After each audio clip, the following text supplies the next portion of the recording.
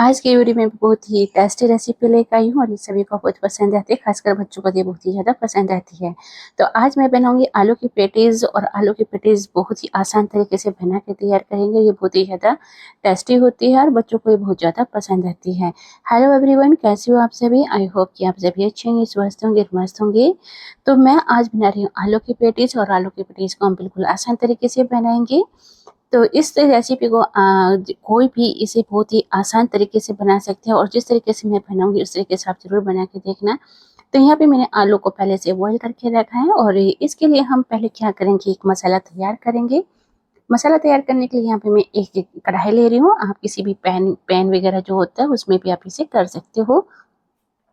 यहाँ पे मैं 1 चम्मच धनिया लिया है, साबुत धनिया है, 1 चम्मच सौंफ और 1 चम्मच जीरा और कुछ साबुत लाल मिर्ची मैंने इसमें ऐड की है। तो साबुत लाल मिर्च अपने अकॉर्डिंग भी आप कर सकते हो, 7-8 जितनी भी आप करना चाहे, या मैंने 7 से 8 लाल मिर्ची ली है। और इनको अच्छे से रोस्ट कर लेंगे। इनको बिल्कुल ब्राउन नहीं करना है, केवल इनकी नमी को हमें आउट करना है। तो लास्ट में मैंने गैस की फ्लेम को बंद कर दिया है और 1 चम्मच कस्तूरी मेथी को इसके साथ मैंने रोस्ट कर लिया है, ताकि कस्तूरी मेथी का जो नमी होती है वो थोड़ी आउट हो जाए। और इन्हें ठंडा करने के बाद हम एक ग्राइंडर जार में इसे दरदरा सा पीस लेंगे। आप चाहे तो खलबट्टा और या कुछ जैसे कि ओखली सी होती है, इसमें भी आप इसे कर सकते हो। जैसे मैं आपको दिखा रही हूँ, आप इसमें भी इसे कर सकते हो, लेकिन मैं इसे मिक्सी के जार में कर रही हूँ और इसे दरदरा सा ही हमें को पीसना है। तो देख सकते हो कि ये बिल्कुल ही दरदरा से मैंने इसे पीस के तैयार किया है। इसका हमें फाइन पाउडर नहीं बनाना है। तो अब मैं यहाँ पे कढ़ाई को रखूंगी और कढ़ाई पे में मैंने 2 चम्मच सरसों का तेल लिया है। आप चाहे तो कोई दूसरा तेल भी इस्तेमाल कर सकते हो, लेकिन मैं अपने किचन में सरसों का तेल ही ज़्यादा प्रयोग करती हूँ।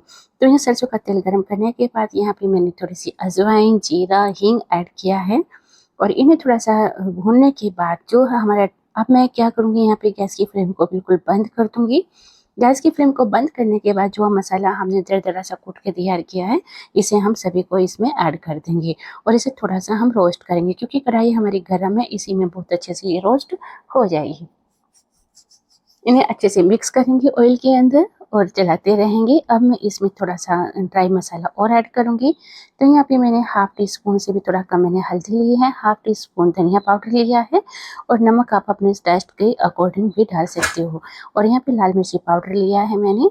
लाल मिर्ची पाउडर भी मैंने ज़रा सा ही लिया है, आधी छोटी चम्मच से भी थोड़ा कम लिया है, क्योंकि जो हमने रेड साबुत लाल मिर्च डाल रहे हैं वो काफ़ी तीखी है।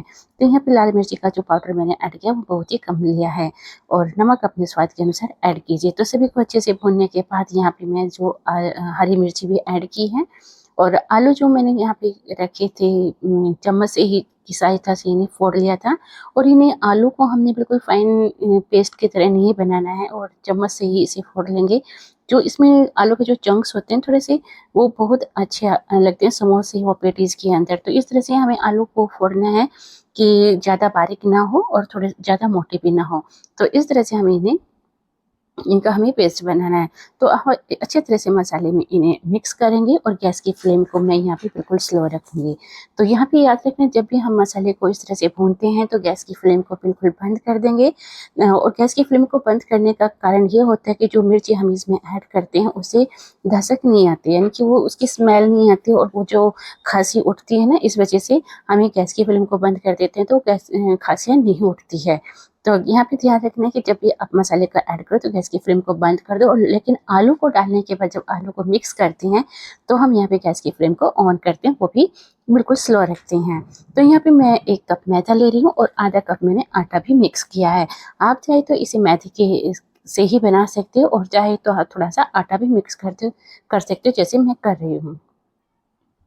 तो इन्हें मिक्स करने के बाद मैं यहाँ पे नमक डाल रही हूँ। नमक अपने टेस्ट के अकॉर्डिंग डालना है और नमक ज़्यादा कम नहीं डालना, क्योंकि आलू की जो पेटी जो समोसे और कचौरियाँ ऐसी बनाते हैं तो ज़्यादा कम नमक होता है वो अच्छा नहीं लगता है। बिल्कुल परफेक्ट नमक होना चाहिए और ना ही ज़्यादा होना चाहिए। तो इन्हें अच्छे से मिक्स करने के बाद मैं इनके लिए मैं ऑयल का इस्तेमाल कर रही हूँ, लेकिन यहाँ पे जो ऑयल इस्तेमाल किया जाता है वो मतलब इनमें सुगंध नहीं होनी चाहिए ऑयल में। अगर इसमें सुगंध होती है तो जो पेटीज हम बनाएंगे या कचौरी जो बनाते हैं, समोसा इस तरह से बनाते हैं, तो उसमें स्मेल आती है। तो स्मेल नहीं आनी चाहिए। तो यहाँ पे मैं रिफाइंड ऑयल का प्रयोग कर रही हूँ, इसमें बिल्कुल भी सुगंध नहीं थी। तो मोइन हमें इतना ऐड करना है और जितना कि हम मुट्ठी बांधे तो एक लड्डू की तरह बन जाए। तो इससे ज़्यादा मोइन हमें ऐड नहीं करना और नहीं इससे कम करना है। बिल्कुल परफेक्ट तरीके से, मतलब परफेक्ट मात्रा में हमें तेल का प्रयोग करना है। अब मैं यहाँ पे धीरे धीरे पानी का प्रयोग करूंगी और इसका एक डो तैयार करूंगी। तो पानी एक साथ हमें ऐड नहीं करना है, बिल्कुल धीरे धीरे ही ऐड करना है। और धीरे धीरे ऐड करने से क्या होता है कि इसमें हमें पता चल जाता है कितनी पानी की इसमें ज़रूरत होती है। तो यहाँ पे मैंने अच्छे से इसको डो को तैयार कर लिया है और डो को तैयार करने के बाद ऊपर से मैं इस पर तेल ग्रीस कर दूंगी। यहाँ पे भी मैं रिफाइंड ऑयल का प्रयोग कर रही हूँ। तो अच्छे से इसे ग्रीस करने के बाद मैं एक बाउल से इसे ढककर रख दूंगी और ये 15 मिनट के लिए मैं इसे ढककर रखूंगी और एक साइड में रख दूंगी इसे। तो अब मैं स्रैकी बना रही हूँ। यहाँ पे मैंने ऑयल लिया है, ऑयल में 3 से 4 चम्मच मैंने मैदा डाल दी है और मैदे को अच्छे से इसे मिक्स कर लेंगे। तो इस तरीके से हम इसे बनाकर तैयार करेंगे। ये बहुत ही ज़्यादा यमी और टेस्टी बनती है और इसकी जो लेयर होती है वो सब कुछ मतलब लेयर खुलने लगती है और बहुत ही अच्छे तरीके से ये बनकर तैयार होती है। तो इस तरह से जब बच्चे कोई बाहर से पेटीज खाने की जिद करते हैं या कुछ भी समोसा वगैरह कोई भी कुछ भी खाने की जिद करते हैं तो आप घर पर इस तरीके से बना कर दे सकते हो। और ये भी मतलब ये होता है कि जब हम घर पर बना के देते हैं तो बहुत ही शुद्ध सामान से और बहुत ही अच्छे तरीके से हम बना कर देते हैं।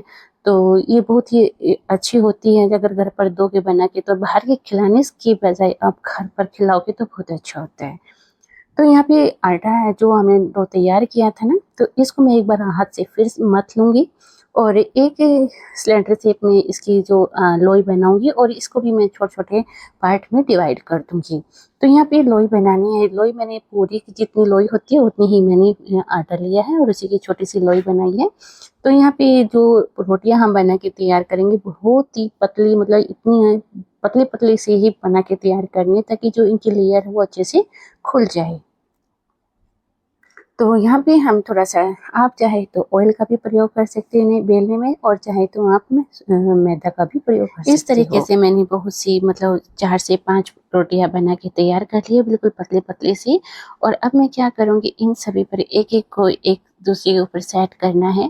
तो यहाँ पे जो स्लैगी हमने तैयार की है मैदा और ऑयल का जो घोल होता है इसे हम एक रोटी पे पूरी तरह से सेपरेट कर देंगे और ऊपर से थोड़ी सी मैदा स्प्रेड कर देंगे। तो इस तरह से हम थोड़ा-सा डस्ट करेंगे मैदा को और दूसरी जो रोटी है उसको भी अब इसके ऊपर हम रख देंगे। अब इसके ऊपर रखने से थोड़ा-सा हम इसे दबा भी देंगे हाथ से ताकि ये अलग ना हो इससे। तो और फिर हम यहाँ पे 1 से 1.5 चम्मच फिर से इस पे मैदा और ऑयल का घोल डालेंगे और अच्छे से इसे चारों तरफ से लगा देंगे। तो और इसके ऊपर हमें क्या करना है, अब फिर से हमें इसके ऊपर मैदा को डस्ट करना है। इसी तरीके से हमने ये 4 से 5 लेयर में हमें पेटीज को बना के तैयार करेंगे। तो यहाँ पे मैंने 5 रोटियां बना के रखी हैं। तो पांचों को एक एक करके सेट कर देंगे और सेम तरीके से ही करना है। तो इन्हें हम क्या करेंगे, सबको सेट करने के बाद अब हम इन्हें बेल लेंगे और इतना जितना बड़ा हम इसे बेल सकते हैं उतना ही बड़ा हम इसे बेलें ताकि जो ये लेयर है और एक एक खुलने भी चाहिए। तो बिल्कुल हल्के हल्के हाथ से हमें इन्हें बेलना है। हल्के हल्के हाथ से बेलेंगे तो जो हम इनको कढ़ाई में तलेंगे तो इनकी लेयर खुलकर आती है। तो इस तरीके से मैंने एक बड़ी सी सारी रोटी की फॉर्म में बना लिया है और अब मैं इसके जो चारों तरफ से किनारे अलग कर दूंगी। जो हमारी ये रोटी है इसके चारों तरफ से किनारे को हमें काटना है। तो किनारों को काटने के बाद फिर इसमें से हमें पेटीज के लिए एक स्क्वायर टाइप में इसकी कटिंग करनी है। तो ये जो रेसिपी होती है आप घर पर ज़रूर बना के देखिए। जैसे कि समर वेकेशन चले हुए थे बच्चों के, तो मैं समर वेकेशन में इसी रेसिपी को बना के तैयार किया था, लेकिन मैं इसे डाल नहीं पाई थी। तो जब भी घर में कोई मेहमान आता है या कोई फेस्टिवल होता है या बच्चों का खाने पीने का मन करता है इस तरह की रेसिपी का, तो आप ज़रूर बनाकर दीजिए उन्हें। तो इस तरीके से मैंने इसे बनाया है। तो आई होप कि आपको ये आइडिया अच्छा लगेगा और इस तरीके से बनाने का जो तरीका मेरा वो आपको पसंद आएगा। तो इसके जो किनारे हमने अलग कर दिए हैं, बीच में से 4 पार्ट हमने इसके किए हैं स्क्वायर टाइप में और जो आलू की पेटीज होती है उसकी हम इसमें फिलिंग करेंगे। तो अब हम क्या करेंगे, जो आलू की पेटीज हमने बना के तैयार की है वो इसके अंदर फिलिंग करनी है। तो चारों पार्ट पे हम अच्छे से रख देंगे रखने के बाद जो इनके जो किनारे होते हैं, किनारे पर हम थोड़ा-थोड़ा पानी भी लगा देंगे ताकि इसको चिपकाने में हमें किसी प्रकार की कोई दिक्कत ना आए। तो आलू की फिलिंग मैं यहाँ पे डेढ़ चम्मच के करीब डाल रही हूँ। आप चाहे अपने अकॉर्डिंग, अगर आपके पास जो स्क्वायर बना के हमने तैयार किए ज़्यादा पड़े हैं तो आप 2 या ढाई चम्मच भी इसमें फिलिंग कर सकते हो। लेकिन मैं यहाँ पे 1.5 से 2 चम्मच की फिलिंग मैंने इसमें की है और चारों तरफ से हमें इसे को पानी से लगा देना है और इसको एक ट्रायंगल शेप में हमें फोल्ड करना है। लेकिन जब हम फोल्ड करेंगे तो इसके किनारों के जो एजेस हैं उनको हम फिंगर की सहायता से पानी लगा देंगे। चारों तरफ पानी लगाना इसलिए ज़रूरी है ताकि जब हम इन्हें तलें तो ये खुले नहीं और अच्छे से चिपक जाते हैं ये पानी लगाने से। तो हम सभी पे एक साथ कर लेंगे। आप चाहे तो एक-एक करके भी पैटीज़ बना सकती हो, लेकिन इस तरीके से जब हम पैटीज़ बनाते हैं तो एक साथ 4 पैटीज़ तैयार होती हैं। तो ये बहुत ही आसान तरीका है, इस तरह से ज़रूर बना के देखिए। और हम जब इसे फ़ोल्ड करेंगे तो आप देख सकते हो इसे फ़ोल्ड करने का तरीका भी बहुत आसान है और इसे फ़ोल्ड जब हम करेंगे तो जो किनारे होते हैं, किनारे को हम दबाएँगे नहीं, जो किनारे हैं उसे थोड़ा-सा नीचे से हम इसे अच्छे से फ़ोल्ड करेंगे और किनारों से अगर आप इसे दबा दोगे तो जो इसकी लेयर है वो खुलेगी नहीं। तो यहाँ से किनारे के नीचे से हमें इसे कुछ सेंटीमीटर नीचे से हमें इसे अच्छे से फ़ोल्ड करना है ताकि ये कढ़ाई में हम तलें तो ये खुले नहीं। तो खुलने से क्या होता है कि आलू की जो पैटीज होती है बाहर निकल जाती है और तेल सारा खराब हो जाता है। तो इन्हें अच्छे से फोल्ड करना ज़्यादा ज़रूरी है। तो इसी तरीके से सारे को जितनी भी हमने पैटीज बनाई है सभी को अच्छे से फोल्ड कर लेंगे और साथ ही मैंने 2 बैच और इस तरीके से बना के तैयार किए हैं। तो अब मैंने यहाँ पे कढ़ाई रखी है गैस पे और तेल को हम अच्छे से गरम कर लेंगे और यहाँ पे देखेंगे तेल हमारा गरम है। तो तेल हमें इस तरीके से गरम करना है, मतलब खूब फुल गैस पर हमें इसे गरम करना है ताकि पैटीज हम इसमें डालें तो धीरे-धीरे इसमें तलते रहे और पैटीज डालने के बाद इसका जो ऑयल होता है वो धीरा मतलब थोड़ा ठंडा हो जाता है। तो यहाँ पे ज़्यादा तेज़ गरम नहीं होना चाहिए, ऑयल मीडियम हमें इसे गरम रखना है और गैस की फ्लेम को भी हमें मीडियम रखना है। तो इस तरीके से इसकी धीरे-धीरे हमें इसे इसके अंदर एक-एक करके डाल देंगे और डालने से क्या होता है कि धीरे-धीरे इसकी लेयर खुलनी शुरू हो जाती है। जितनी अच्छे तरीके से ये पकना शुरू होंगी तो इसकी लेयर भी खुलनी शुरू हो जाती है। अगर आप ज़्यादा तेल को ज़्यादा गर्म कर लेते हो और उसमें एकदम पैटीज़ डालोगे तो इसपे पैटीज़ के ऊपर एक बबल से बन जाते हैं, वो नहीं होना चाहिए। तो अगर हो भी जाता है तो कोई भी दिक्कत नहीं है क्योंकि टेस्ट में कोई फ़र्क नहीं आने वाला है, टेस्ट बहुत अच्छा रहेगा इनका। तो हम इन्हें गोल्डन ब्राउन होने तक तलेंगे और ये बहुत ही ज़्यादा यम्मी और टेस्टी बहुत ज़्यादा अच्छी बन के तैयार हुई थी और जिस दिन मैंने इन्हें बना के तैयार किया था उस दिन तो बारिश भी आ रही थी, इसके खाने का मज़ा और ज़्यादा दुगना हो गया था।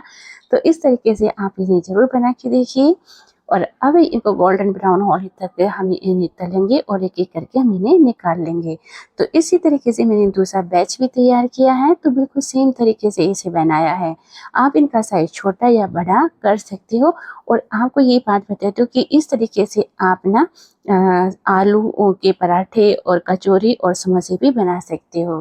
तो दोस्तों आपको ये रेसिपी कैसी लगी तो कमेंट करके ज़रूर बताना और दोस्तों मिलते हैं आपसे नेक्स्ट वीडियो में नए रेसिपी के साथ और आपको मेरा ये वीडियो अच्छा लगता है तो कमेंट ज़रूर करना और आप ये कहाँ से देख रहे हो तो ये भी ज़रूर बताना।